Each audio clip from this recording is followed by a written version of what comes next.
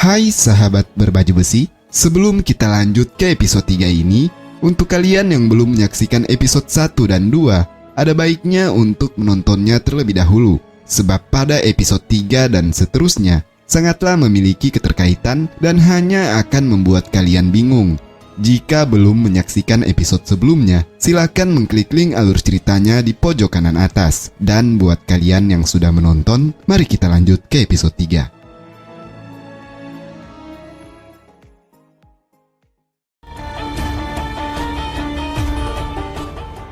Halil Pasha mendatangi ruangan Sultan Mehmet karena dewan dan para utusan dari seluruh dunia telah menunggunya. Akan tetapi Delibas yang menjaga pintu berkata jika Sultan sedang sibuk. Kemudian pintu terbuka. Di dalam ruangan terdapat para pemusik dan penari yang sedang melakukan pertunjukan. Hal ini membuat Halil Pasha sangatlah geram.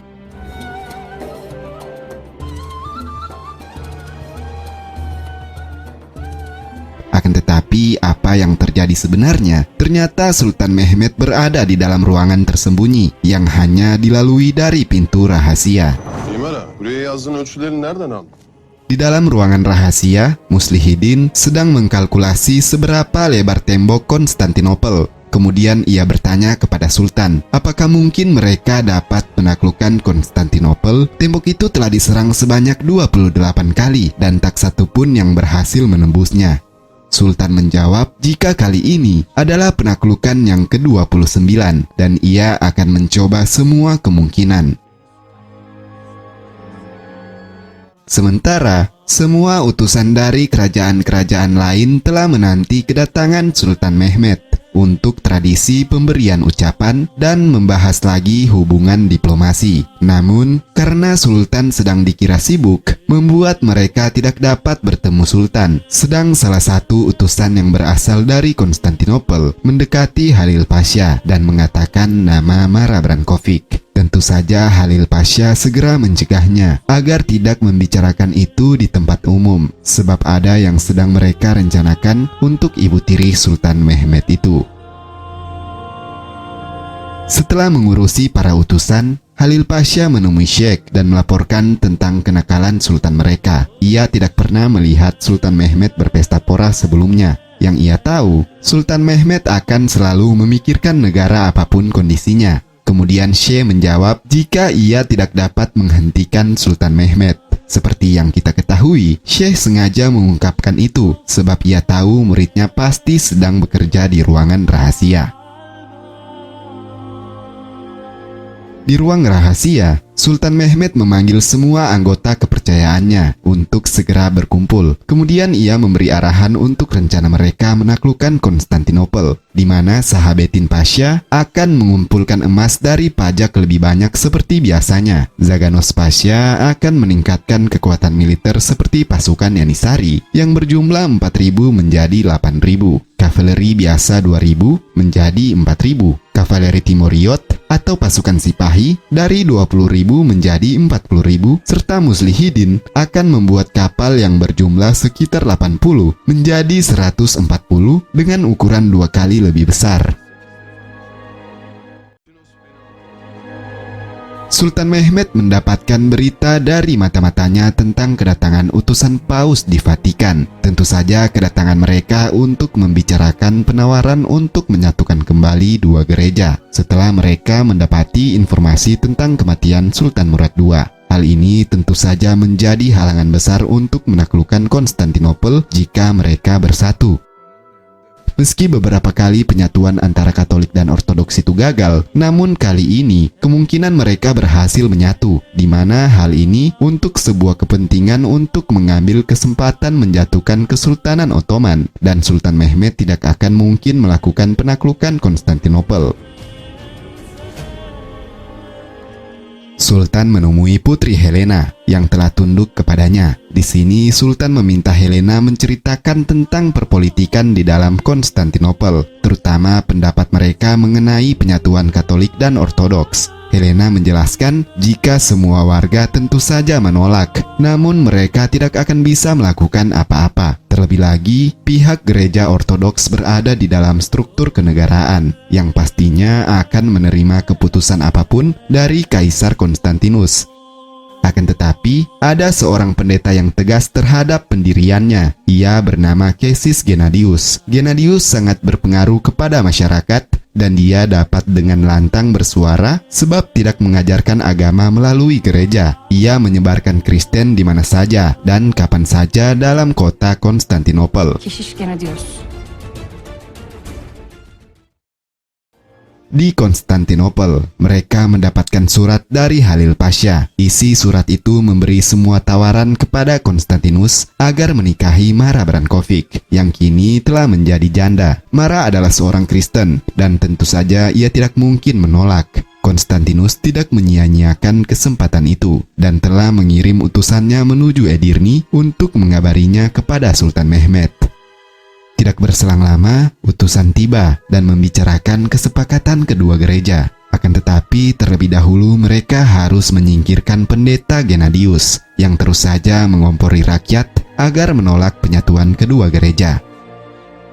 Lalu kita diperlihatkan Gennadius yang sedang menyuarakan aspirasinya di tengah masyarakat. Ia berpendapat bahwa akan lebih senang jika melihat sorban orang Turki berkeliaran di Konstantinopel dibanding melihat topi kerucut orang-orang Katolik. Segera para tentara datang menahannya. Beruntung, Gennadius sempat memberi surat kepada orang-orangnya untuk dikirim ke Edirne.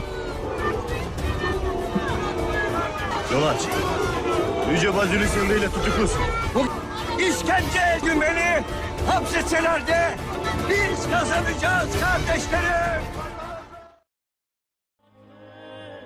Di Edirne, di tengah rapat dewan, Sultan Mehmed menunda pertemuan dengan utusan-utusan dari seluruh dunia, kecuali seorang utusan dari Konstantinopel yang memaksakan diri untuk menyampaikan pesan. Sebab pesan itu dianggap sangatlah penting, Sultan mengizinkan ia masuk. Sultan Mehmed kemudian terkejut mendengar isi pesan dari utusan tersebut, di mana isi pesan itu merupakan sebuah penawaran dari Konstantinus untuk menikahi Ratu Mara Brankovic sebagai tanda mempererat tali persaudaraan antara Turki dan Bizantium. Sebelum memutuskan, Sultan Mehmed akan membicarakan terlebih dahulu dengan Mara Brankovic. Seusai pertemuan, kita diperlihatkan tokoh baru, yaitu Kandarli Sulaiman, anak dari Kandarli Halil Pasha. Ia datang setelah mendengar informasi kematian Sultan Murad II. Sedang tokoh baru lainnya adalah para selir-selir Sultan Murad II, yaitu Leila dan Firuz, yang akan dipindahkan ke kediaman baru mereka. Serta juga ada Pangeran Beyazid anak Sultan, dan Daye Hatun pengasuhnya yang baru tiba setelah menyusul ayahnya dari Manisa. Ama kılıç olsun, kitap olmasın. Hem kılıç kuşanacaksın. Anladın mı? Berlanjut di kediaman Halil Pasha, milaik anaknya bersikeras untuk pergi menemui idaman hatinya yang tidak lain adalah Sultan Mehmed. Meski sang ayah telah melarang mereka untuk keluar dari rumah. Hal ini juga membuat Eslem adiknya ikut-ikutan pergi untuk menemui kekasihnya Korkut secara diam-diam. Namun, apa yang telah mereka lakukan sebenarnya telah diketahui oleh mata-mata sang ayah. Sebenarnya Halil Pasha sengaja membiarkannya untuk mencari tahu tentang dalang dari bocornya informasi percobaan pemberontakan mereka sebelumnya. İstemem. Sana bir şey söylemem gerekiyor. Bir şey mi oldu? Paşa ile konuştu. Para aldı demiştim ya. Onu lafı senden çıktı öğrenip. Di sini akhirnya Halil Pasha mengetahui jika seseorang itu tidak lain adalah Korkut, anggota pemula Yanisari. Halil Pasha lalu menyuruh Kurcudogan mengawasi terus si pemula Yanisari itu. Syekh kemudian mendatangi Sultan Mehmed. Rupanya Syekh mendapatkan surat dari Gennadius tentang dirinya yang kini berada di dalam penjara Konstantinopel karena memberontak. Gennadius meminta Sultan untuk menyelamatkannya dan sebagai imbalan, ia akan memberitahu rahasia penting tentang keluarga Sultan Mehmed. Hal ini tentu membuat Sultan penasaran bagaimana bisa seorang pendeta Konstantinopel mengetahui rahasia besar tentang keluarganya. Yürü. Di tempat lain, wanita penyamar yang ingin membunuh Sultan Mehmed akhirnya diketahui namanya. Ia adalah Gulumser. Gulumser ketika itu nekat mencuri untuk bisa makan. Hal ini membuatnya tertangkap dan akan dihukum dengan cara dipotong tangannya. Akan tetapi, ia telah meminta bantuan sebelumnya kepada Delibas yang ia tahu menyukainya. Delibas datang menebus kesalahannya.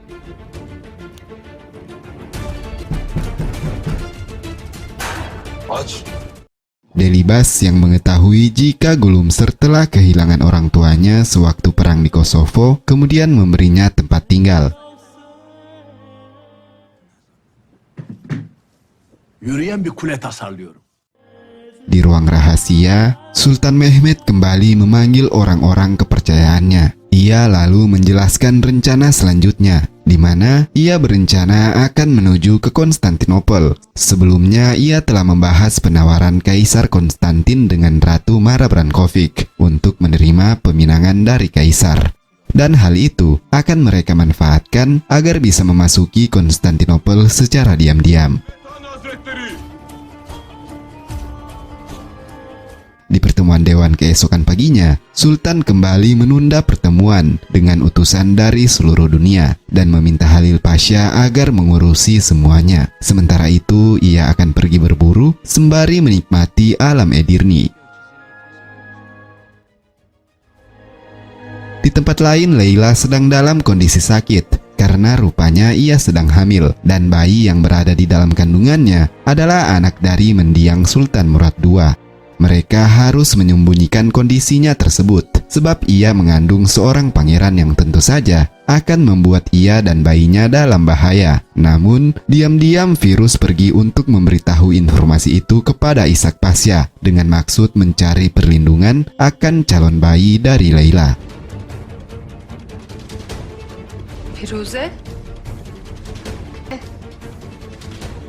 Firuze?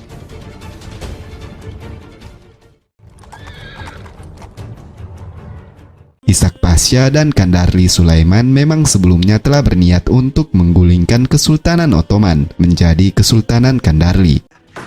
Biz erkek dersek kız olduğuna kim inanır? Sonra karşısında muhatap arayan kim bulur? Vallahi bulur. Namun, saat mereka memasuki kediaman para selir, Leila tidak berada di tempat itu. Rupanya Leila sebelumnya telah pergi menuju ke gereja terdekat untuk mendapatkan perlindungan.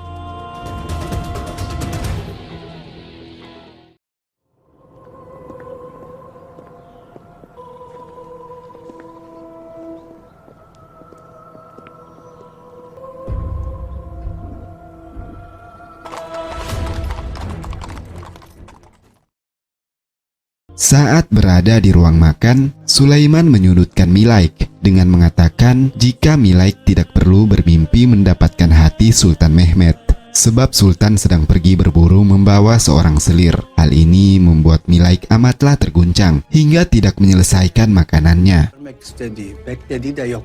Sen de yaz artık şunu kafana.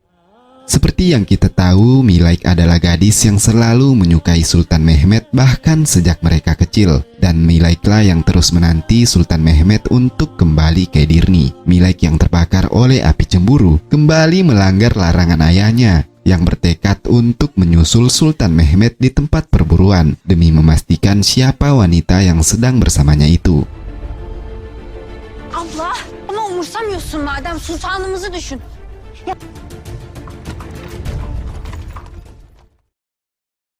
Di Konstantinopel, Mara Brankovic akhirnya tiba. Ia disambut dengan baik oleh Granduk Lukas Notaras. Akan tetapi, di antara para pengawal Mara Brankovic, Notaras tidak mengetahui jika dua orang itu adalah Sultan Mehmet dan Delibas. Ne sakıncası olabilir? Sultan dan Delibas berhasil memasuki kota Konstantin, kemudian mencari informasi mengenai lokasi penyekapan pendeta Gennadius. Di dalam kota, Sultan sempat melihat gereja Hagia Sophia yang nantinya setelah penaklukan Konstantinopel, gereja itu diubah menjadi masjid. Di sini Delibas ingin mengajak Sultan masuk untuk melihat-lihat ke dalam. Namun Sultan berkata ia tidak ingin masuk, meski ia benar-benar penasaran dengan gereja itu. Ia berniat untuk masuk ke dalam tempat itu dengan diiringi suara azan dan rombongan di sampingnya sembari berdoa. Kulağımda ezan sesleriyle.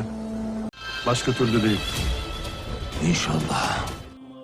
Tidak berselang lama, seorang pendeta lain berjalan di hadapan mereka, dan mereka segera menyergap pendeta itu untuk menanyai lokasi Gennadius.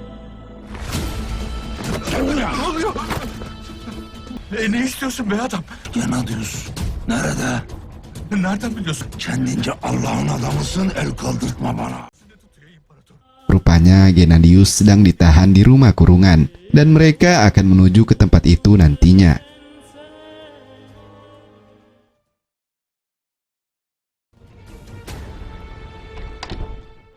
Di rumah berburu, Milaik mengendap-endap memasuki kamar Putri Helena, yang tentu saja membuat Helena terkejut. Milaik kemudian meminta Helena untuk menjelaskan tentang siapa dirinya, mengapa ia bersama Sultan Mehmet. Di sini Helena hanya menjelaskan jika ia merupakan budak Sultan yang bertugas membacakan Sultan tentang buku-buku Itali dan Yunani. Informasi ini membuat Milaik sedikit tenang karena ia tahu Sultan tidak memiliki selir selain istrinya yang berada di Manisa, yaitu Gulbahar.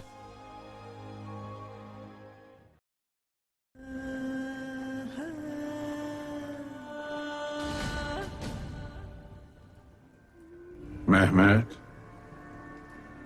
Sedang di Konstantinopel, Sultan Mehmet yang tertidur lalu didatangi oleh Sheikh A'aq Samsuddin. Di sini ini nampak ingin menjelaskan tentang bagaimana karomah-karomah para ulama-ulama kita. Sheikh datang dalam keadaan antara mimpi dan kenyataan, lalu dengan tenang mengajak Sultan Mehmet keluar dari penginapannya. Sultan Mehmet terkejut. Semua orang di penginapan, bahkan di seluruh kota Konstantinopel, tertidur dengan pulas. Syekh lalu mengajari Sultan Mehmet mengenai cinta. Allah tidak menciptakan sesuatu tanpa alasan apapun. Ia kemudian menciptakan cinta sehingga manusia mencari dan mencintai dirinya sendiri dan Allah. Setan sombong oleh cintanya dan meninggalkan Adam. Karena iri, setan diusir dari surga. Kita dapat tergelincir atau mendapatkan jalan yang benar karena cinta.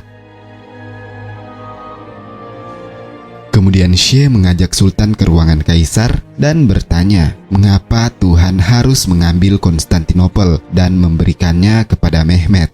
Kemudian bertanya lagi, kau akan menaklukkan kota-kota dan negara-negara, namun apakah engkau menaklukkan hati?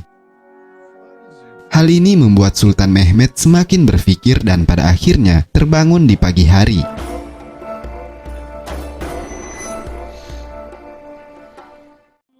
Nampak semuanya hanyalah sebuah mimpi. Namun, saat ia ingin bergegas, terdapat apel merah di meja makannya yang membuatnya tidak dapat berkata apa-apa. Dün gece burada mıydın? Bilemedim hünkârım.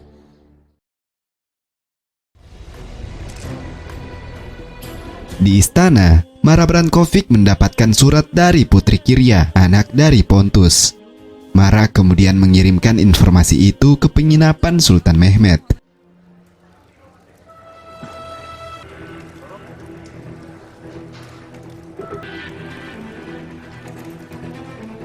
Saat Sultan Mehmet membacanya, rupanya itu adalah informasi mengenai Gennadius yang akan dibunuh diam-diam agar tidak menggagalkan penyatuan kedua gereja.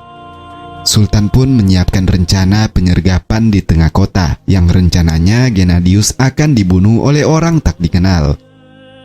Sementara di gereja Katolik, Kaisar telah siap dengan upacara untuk penyatuan antara gereja Katolik dan Ortodoks. Ketika pendeta Gennadius sedang dalam perjalanan memasuki tengah kota, segera Sultan Mehmet bertindak.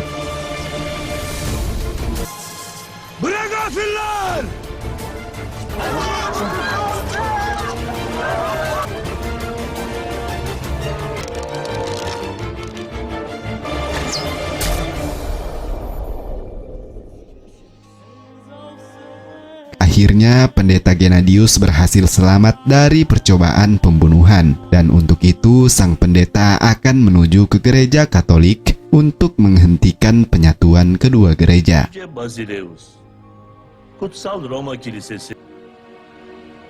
Kabul ediyorum. Sesampainya di sana, Gennadius meminta kaisar segera menemui rakyat Konstantinopel dan memberi penjelasan kepada rakyat jika apa yang sedang mereka lakukan di gereja Katolik bukan untuk melakukan penyatuan gereja. Dengan terpaksa, kaisar harus mengingkari orang-orang Katolik untuk menghindari ketidaksetujuan rakyat Konstantinopel.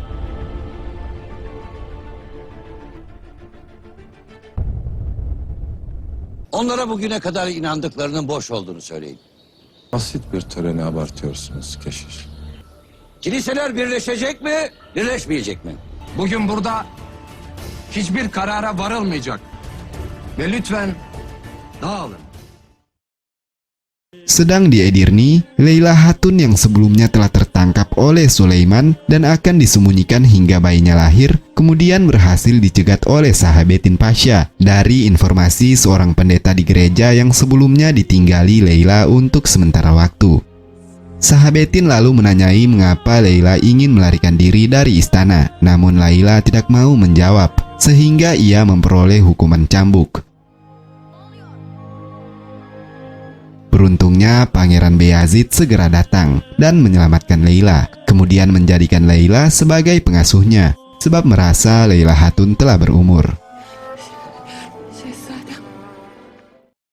Sedang Milaik akhirnya kembali dan menemui ayahnya. Di sini Halil Pasha amatlah marah. Namun di satu sisi, ia juga ingin mengetahui apa yang dilakukan Sultan Mehmet di tempat perburuan. Milaik kemudian menjelaskan jika Sultan Mehmet tidak berada di tempat perburuannya, sebab ia mendapati kuda Sultan hanya berada di dalam kandang, dan para pengawalnya telah kembali tanpa Sultan. Tentu hal ini menjadi pertanyaan besar dari Halil Pasha tentang apa yang sebenarnya dilakukan oleh Sultan Mehmet. Dan film pun berlanjut ke episode berikutnya. Baktım. Atı duruyordu. Sultanımız av kasrında değil baba.